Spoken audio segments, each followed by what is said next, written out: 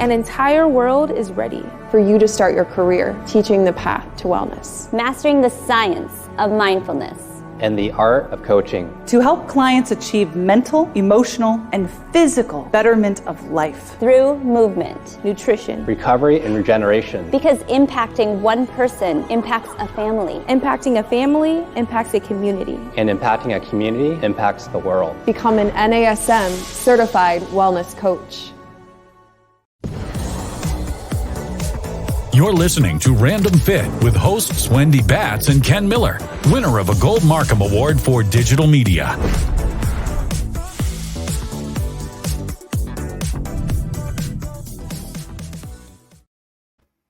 Hello, everyone. Welcome to another episode of Random Fit. I am Wendy Batts, and I am here today with my co-host, friend, and colleague, Mr. Ken Miller. Ken, how are you today?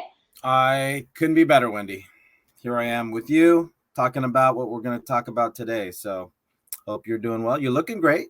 Oh, why, thanks. You know, you don't look too shabby yourself. So you and your leaf shirt. I don't know what that is, but it looks very calming, peaceful.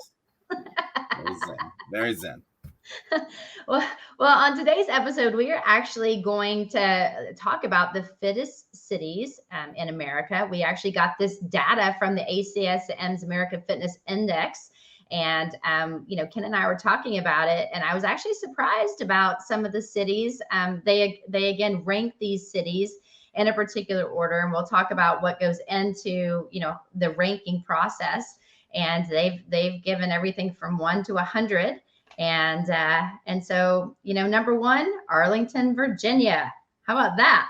They got it going on. And, but, that's one way to put it. But I think, Wendy, we do need to talk about to put some perspective on it. Now, when it came to reading this, and there's actually quite a bit of literature. So if you look up ACSM American Fitness Index 2022, they took 100 of the biggest cities and they looked at their rankings as far as different health outcomes, infrastructure in place that helps promote health and wellness. So it's not that, Arlington, Virginia's got a bunch of people just running around, jumping in every pool, climbing. I'm sure they're very active and they're very healthy. But from this list, and when we talk about fittest cities, we're looking at an index that incorporates more than just how many people get outside, how many we're not talking about body fat per se, but there's quite a few criteria that you have to look at as far as where these cities rank, because you say Arlington, Virginia, awesome, good on them. And from my hometown in San Diego, here they are, America's finest city, and they're 20 something on the list. So that here you think, all right, let's look at, I had to say, all right, how come we're not in the top 10? But when you think about it, okay, well, what was the criteria for them to judge? Again, it's not a subjective judgment, although they had to look at different criteria as to why, one city would be considered more fit than another. Mm-hmm. And I think, it's important to note, well, first of all, Atlanta was number 18 out of 100. Yeah.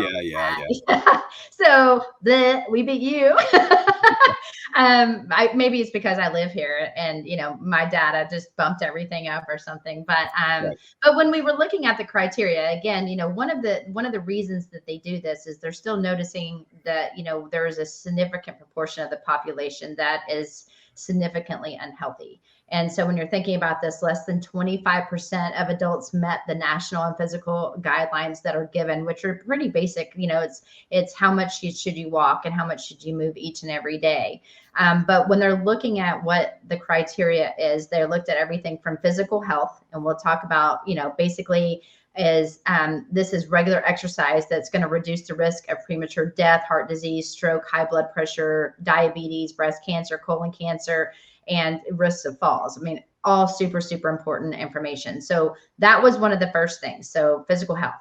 One of the second things that they looked at too was the mental and social health. And again, what they saw is significant numbers decreasing on people's mental health and well-being. And, again, is the pandemic to play a big part of that? Yes, because, people weren't as social. They weren't engaging with others. They weren't going outside. They were, pretty much, some people were really scared to leave, and that plays a mental, role in a negative way. And so again, it increased anxiety and depression. And of course, when that happens, there's going to be a cognitive decline. And then the last thing that they really looked at, like you were talking about, is the economic health. And so like you were talking about, the roads and the parks and, the city planning and what they're doing to make it more, accessible for people to walk and to move and to join in community events. And again, social gatherings. And of course, that's also going to help, financially. It's also going to help job growth and everything. So again, all of those components played a significant role when they were putting this data in and then defining what made the fittest cities. Yeah. So after reading these, basically these are the things that they're striving for. And once you know where your city stands, one of the things that, as you read into the website and into the information, is that, it's not, okay, let's be number one, but instead of going from A to Z, let's get from A to B first. So if you recognize, and I highly encourage, and this is great, some great information here.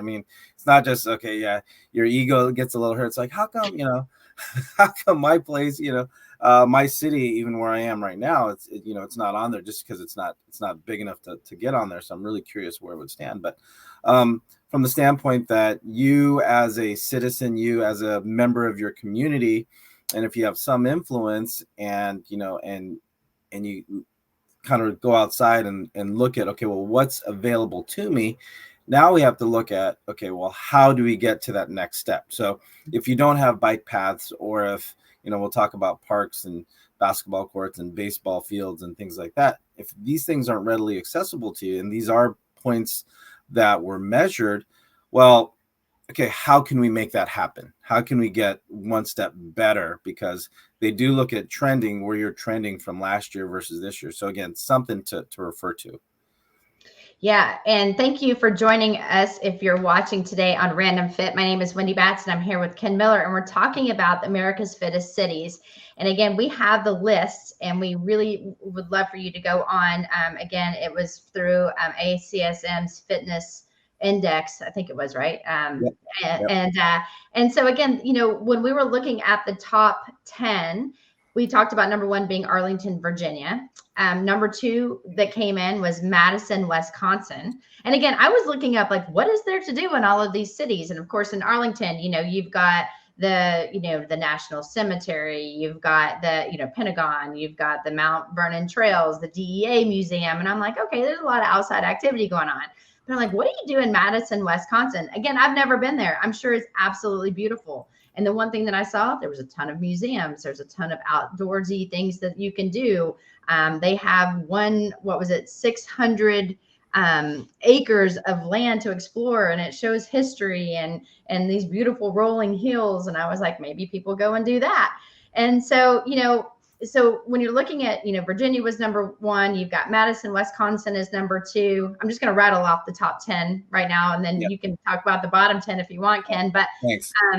Number three was Minneapolis, Minnesota. And I'm like, okay, I've been there. And if you go there in the winter, it's freezing. But, what do you do there? Well, of course, you've got Mall of America. You've got the land of the lakes. There's so many different lakes. So especially in the summer, I used to go there pretty often. And there was a lot of outdoorsy things to do. But again, it required me to think, what are we doing in these cities that's different from what I'm doing in my own? Number four was Washington, D.C. That to me did not surprise me at all, especially with all the history and the Capitol and everything being there. Number five was Seattle, Washington. Again, you've got to think you've got Mount Rainier. I don't know if you guys have ever seen that or looked at it. It is absolutely beautiful. You can hike areas. Yeah. Up.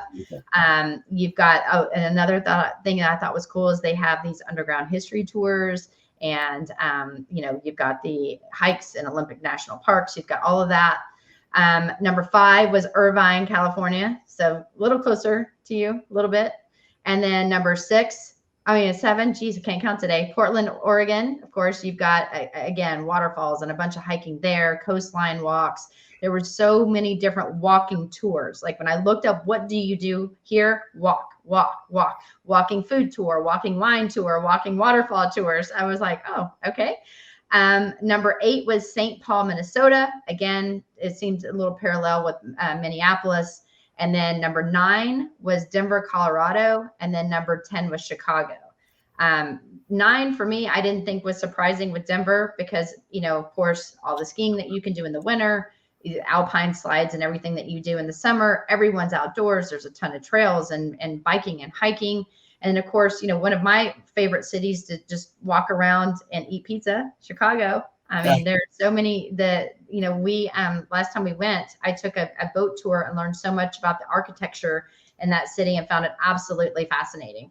And so, but it was just interesting to see that those cities, top 10, ranked so much higher than some of the cities that I thought for sure would have been in the top 10, hands down.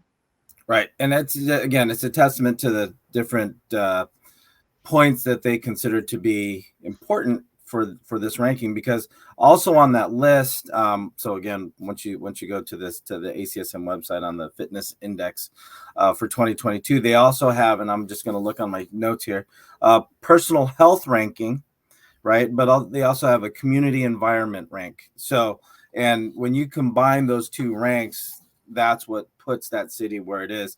And I'll just say just edged out of the top 10 was Oakland, California. So that's just 2 miles that way.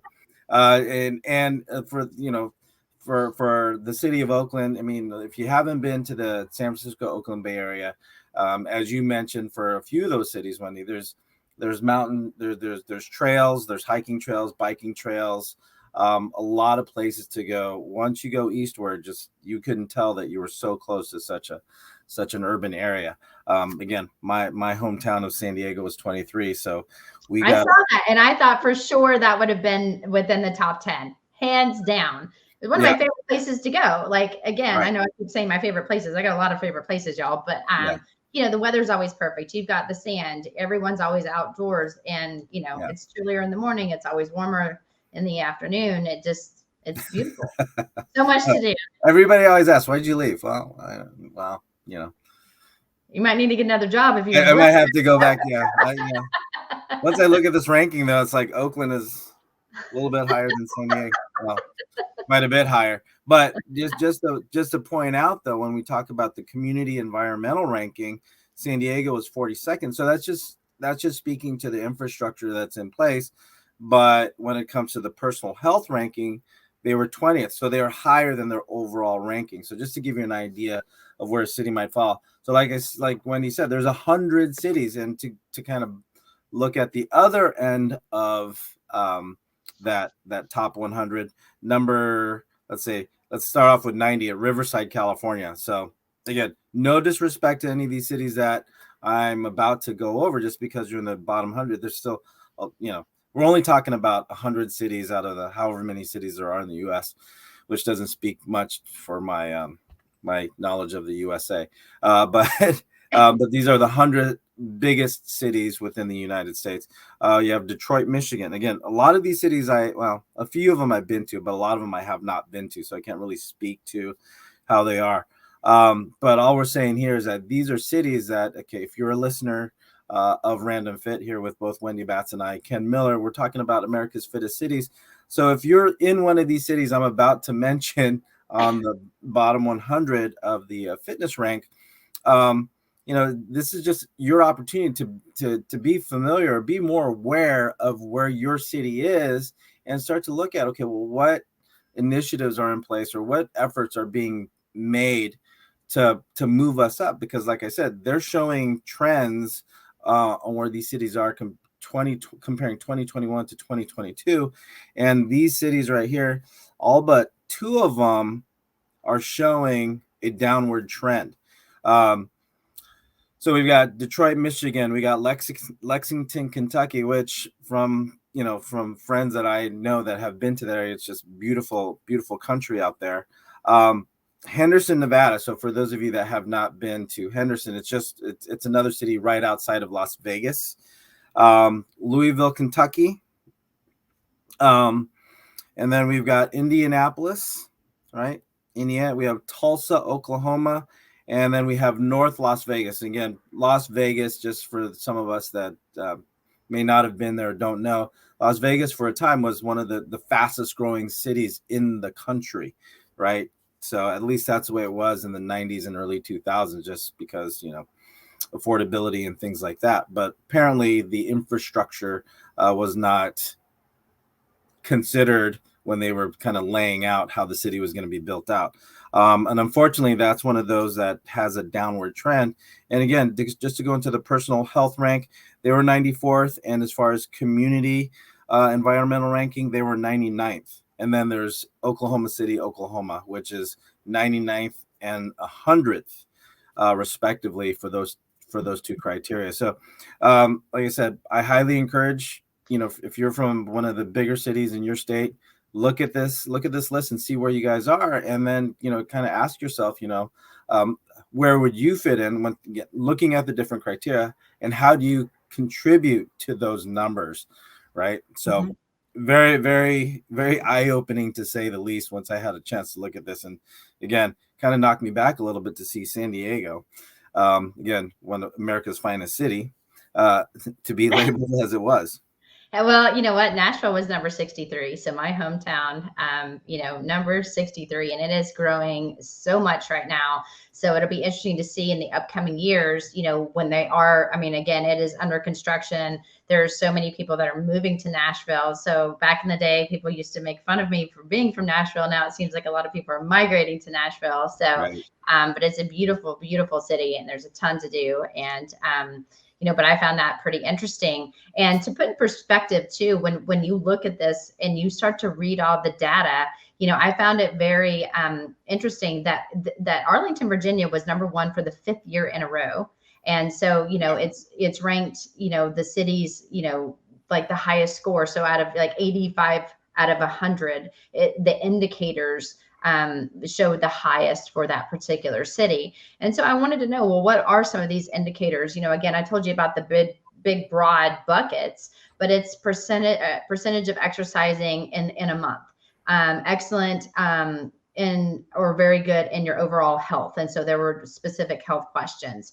Percentage with poor physical health in previous months. So it's looking at that percentage of high blood pressure, percentages with strokes, diabetes. And then, you start to look on the other side of it. What are the cities that are making bounds and leaps to try to get themselves up in the top 10? And number 1, the highest jumper, what they called the mover and the shaker, was Chicago.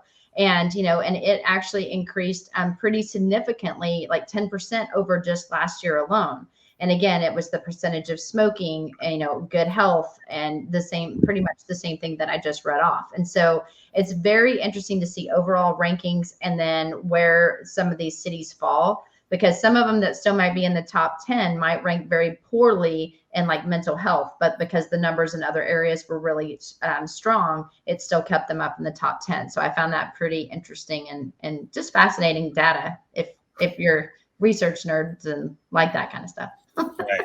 And again, some of the other criteria, and we could actually have a podcast on this for like 2 hours, but one of the things that was really interesting to me, because here in my community of Alameda, California, I serve on the board of Friends of the Park Foundation. So I have a personal interest in the infrastructure as it relates to supporting the Parks and Recs department. And one of the things that we really take a strong interest in is supporting the parks as far as maintenance, repair, and upgrading these parks, just to provide a place for our kids, our community kids to play and get out, recreate. And here within our little area, we have about 23 public parks. And to get into that, one of the categories here was recreational facilities. So something to evaluate within your city. Again, if you're one that has children, that you're raising them within your community, or you yourself, looking at community programs and what's provided to the community. We're looking at, baseball diamonds. So baseball fields per 10,000 residents, basketball hoops, again, looking at per 10,000 residents. And here we have, I compared Oakland, San Diego, and Los Angeles. And we're talking about baseball diamonds. LA has about 0.7 baseball fields per 10,000 people versus San Diego, which has 2.2 baseball fields per 10,000 people. Basketball, 2.8, basically, across the board between Oakland, San Diego. And again, just pulled out some stats that interested me. So again, there's a filter. Actually, did you go through that spreadsheet, Wendy, where you can filter out your cities? I've gone through it. I did not take all these like crazy notes, but I was like, I found it like from what you're saying, and you're looking at this data and you're looking at these numbers. I mean, all of it is just so interesting to me because I live north of Atlanta, and I live in a very there's a ton of parks around us. There's a ton of walking trails and running trails. And, we do a lot of, there's a lot of community biking and running. Right. Obviously tennis is really big out where I live, as well as, swimming and stuff, especially, in these months of, spring and summer and fall, actually. Well, actually it's year round for tennis, but I think, our city, or my little town would be interesting to compare just to Atlanta, because downtown, obviously there's a lot of stress and anxiety going with traffic, and and it's just a fast moving, fast pace.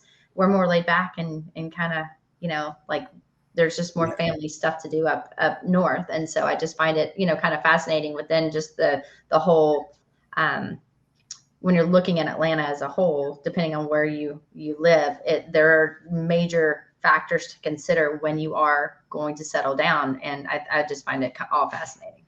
Yeah. And that kind of goes back to what you were talking about earlier when it comes to the economic effects of having your city have infrastructure that supports, health and wellness. So, and again, just to kind of give perspective, the baseball diamonds, who knew that St. Paul, Minnesota would have 5.2 baseball fields per 10,000, 5.2 compared to LA, which had 0.7, right? So I thought it would be more about hockey in Minnesota. Yeah, well, apparently hockey ice rinks was not one of the criteria. Although I think that'd probably be like 10 per 10,000 people, and again, getting back to Virginia, Norfolk, Virginia had, 16.9 basketball hoops per 10,000 residents. So park and playgrounds, Madison, Wisconsin came up a number one on that list. So a lot of good stuff here as far as, again, what does it take to be strong and healthy? And like you were saying earlier, just being social, being mentally healthy when it comes to the environment that's around you. Yes. And if you guys are joining us today on Random Fit, Ken Miller and myself, Wendy Batts, we're talking about America's fittest cities. And again, we've talked about the top 10 and what made those the top 10. We've unfortunately talked about the bottom, but the bottom 10. And again, we're just talking 1 out of 100 and the different criteria that made up these figures and how these cities were put into this numerical order, if you will. And I think, too, when we are talking about fittest cities, if you're looking at the ACSM guidelines, basically, what is recommended. And I know, Ken, you and I have talked about this multiple times, but 150 minutes of a moderate intensity aerobic activity every single week. So basically 22 minutes per day. And so if, when you're looking at that, and then also, 2 times per week, muscle and strength training. So basically, lifting weights, doing things, working all your major muscle groups. That's what's recommended in order to try to meet these healthy guidelines when it comes to, the physical aspect of it. Again, I think, Ken, you and I could probably talk about this all day. I think the key takeaways for me, and then I'll hand it over to you to see kind of how you feel, is, we just need to move more. We need to move more, stress less. And really, watch our diets, think about, taking, the fitness journey, and looking at yourself, being realistic to who you are, and think, when can you walk more? When can you play more? When can you stop working and actually shut things down in order to live more of a healthier lifestyle, whether it's mental or physical. So I just found it fascinating. Like I said, Atlanta being 18, Nashville being 63, that's a significant difference. There's so many amazing and beautiful things. I would have thought Nashville would have been ranked a lot higher than it was. Right. And, I think my takeaway here, and what I look at here, again, my bias towards what I've done, try to be involved with my local community, is the fact that, you can have one park for every so many, members of your community, and you can look at the population to access ratio. But I think it doesn't really matter if you don't use it, right? Mm-hmm. I'm lucky enough to have a park 2 blocks down and another park 3 blocks down from that. So, as far as hitting that, the 22 minutes a day, Wendy, that you mentioned, as far as being active, it's, that community environmental ranking is only as good as your ability to use it, right? Mm-hmm. Access is one thing. If you have to drive to go to the nearest park or to get outside and enjoy what the community or what your city has to offer, then yeah, you've got a little bit of work to do as far as bringing that closer to you or being accessible to more people within your community. But the way I'm seeing it is like, yeah, there's people with parks 2 doors down and don't use it, right? Mm-hmm. So, and it's just an easy way to get your heart rate up. As you said, there's plenty of things that you can do outside to stay active, get your heart rate up, do some strength training with some of the things that's there's adult workout areas, pull-up bars,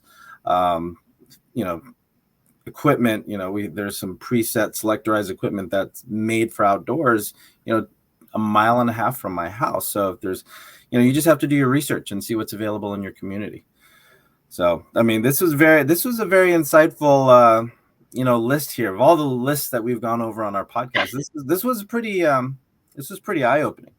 It was. And again, we have to, thank ACSM for putting the information out, because I think they, just the summaries and, like I said, the data that they provided, along with why some of the cities fell out of the top 10 and why some are making leaps and bounds, moving up within the top 10. And you know what? Congratulations to Arlington again, 5 years in a row. Yeah, let's see if someone can knock them off the top. Someone's got to trend pretty hard, though. Yeah, check this out and then do a comparison in a year and see where everyone is. So. I think Madison, Wisconsin, you got a little work to do with your community environment, but they're the next one up there.